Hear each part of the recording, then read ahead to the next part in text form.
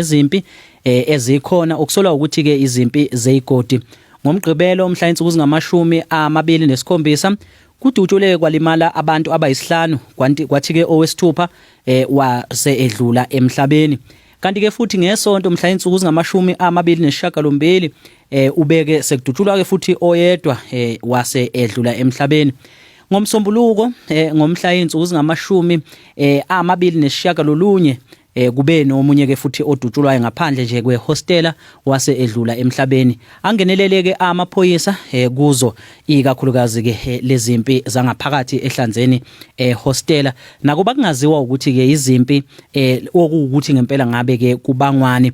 Ake sikhulumisane ke nomunye wabahlali bangaphakathi ke ehostela, kepha ke osebhacile okwamanje ongasahlali ngaphakathi ehostela oshiyile ngenxa yokwesabela ke impilo. Sizwe ke nakuba ke iphimbo silishintshile ukuthi yena ngabe uthi ke isimo sinjani. Ngibonana umphakathi wasethembisa lo oningelelayo omunye umuntu esifazane obekahlala ehlanzeni ehosteli, kodwa ngoba bebona isimo ukuthi asikho sihle usekubhaceni njengamanje. Ihlale 8 years khona ngoba ngifike khona ngo2016.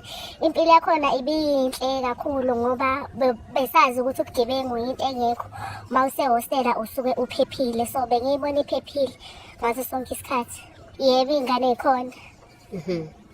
Ukusuka kwami size sizofika la ekubhaceni la esikhona, sabona nje seqhuma ibhamu, sekufa abantu ukuthi bisukephi iyaphi ngaso isikhathi leso into engayazi. Kodwa nje ngabona nje ukuthi impilo yami neyengane kumele iphephe ngaso sonke isikhathi, so kwaba ukuhamba kwethu ehostel. Besingesihle kakhulu impela, besingesihle bhuti wami angachazela, kodwa sakwazi ukuphunyuka nakhona kwase kufike amaphoyisa ehamba engena block to block.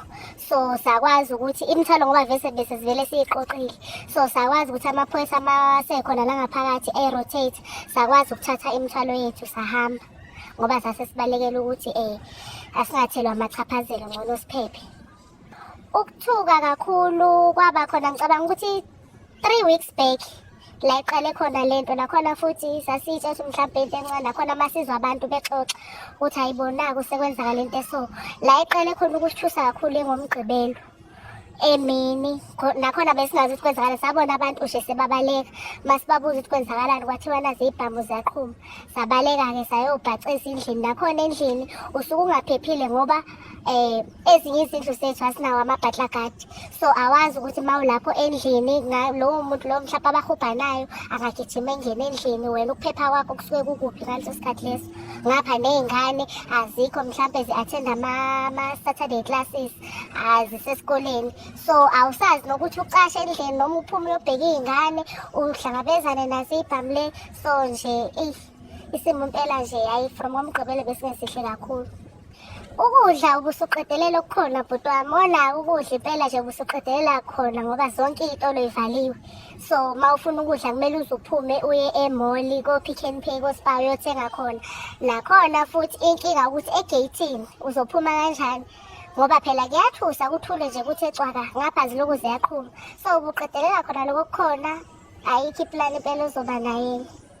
Hey cha bhuti wami, mina angiboni impela, cha sengiyabonga nganele ngoba into eyinkinga engalungiseka leya manje. Kusasa futhi iphinde futhi iqale ngezinye futhi ngabanye abantu like ngoba nakhona phela lapha usukelwa umuntu manje ukugxiba ngento encane impilo yakhona igcina isiba inkulu. So nje cha sengi-right mina bhuti wami, ngiyabonga impela nje kakhulu ngokuhlala khona impela ehostela. Cha ngiyabonga. Ake sethembe nokho ukuthi ekugcineni siyogcina sitholakele isixazululo ezimpini ezikhona, babuyele abantu baphinde futhi bephile ngokuzwana.